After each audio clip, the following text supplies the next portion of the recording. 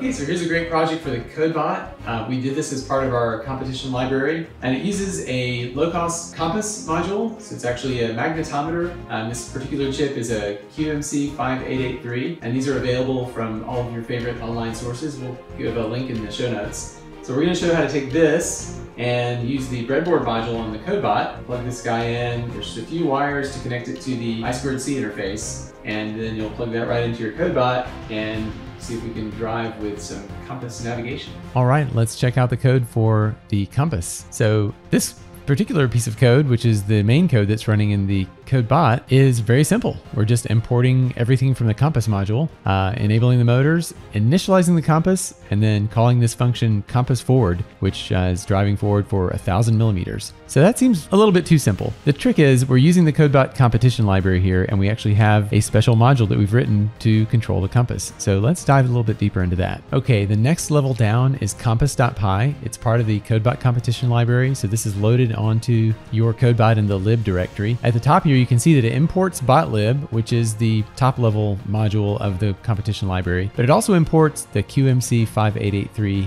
compass module, and that's a low-level driver we'll talk about in a minute. So it imports that using the name compass. So all of these functions here are sort of high-level functions that let you do library things to control your robot using this compass. So I'm going to scroll all the way down to the one that we were using in our test program just to diagram it a little bit. So compass forward, you give it a millimeters distance, so we gave it 1,000, and the default power is 40, so that's like 40% forward motor power. It's just going to drive straight for that specified distance. So it actually uses the wheel encoders. It's using the competition library wheel encoders functions. So it's going to reset those. It's going to grab the current heading that the compass gives it, and then it's going to get into a loop, updating the wheel encoders, and then steering using that compass steer function that's up above here. That's just going to give you back a error term in terms of how close are you to that heading. And you're going to continue to drive until you've elapsed, just checking the left wheel until the left wheel has elapsed that distance, and then it's going to turn the motors off. Okay, before we go any deeper, we have to look at where does this information come from? The QMC 5883.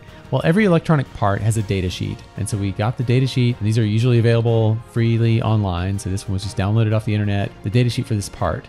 And so this gives you everything you need to know to program the part. So it tells us a little bit about the overall capabilities of the part. It uses an I2C interface, which CodeBot is able to speak to it with. Here's sort of a diagram of the X, Y, and Z resistance bridge here. An analog to digital converter inside this part is actually making that available to our I2C interface. So that's how we're getting our X, Y, and Z axes of the magnetic field of the Earth. So here it shows the orientation. And then a little bit farther on in this document, it's going to show us something about how to communicate with it. So as we scroll down here, here's a page that we really kind of can key on. Over the I2C interface, here's some examples. If we want to set this thing up to continuously read, which is what we want to do, we want to continuously be able to read the compass. We need to write register B in hex to 1 and then register 9 to 1D. So let's go back to the code and check out if we're doing this. There's a few other little examples here you might see in the code, like to reset the device, you write register A to 80 hex, and then to do a measurement, this shows you how you do that. So here's the QMC 5883 driver, and you can see here that we're reading the ID of the device. Here's the codes that we saw in the datasheet to initialize continuous mode, address register B to value of 1, register 9 to a value of 1D, and then here's a function that reads the X, Y, and Z magnetometer values, converts them to a signed 2's complement value. Here's that code to reset, write an 80 to address A. And then here's a function that we'll post a link to a document that shows the math here to convert the two of the axes. So if you take the X and Y axis, you can convert that to a heading using the arctangent function. And that's basically what we're using. So that's it. There's not a whole lot to this driver. We're not using every feature of the magnetometer, but it's enough to get our heading and drive our robot.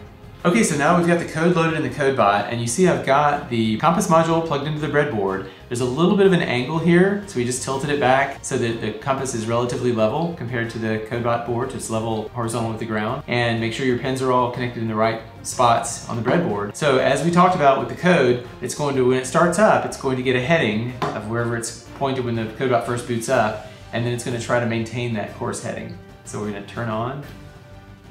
Once it starts moving, now we can take it, turn it around, and it's going to always try to go that same direction. So no matter how I try to mess it up, it's going to try going back the same way each time. So there you go, compass navigation.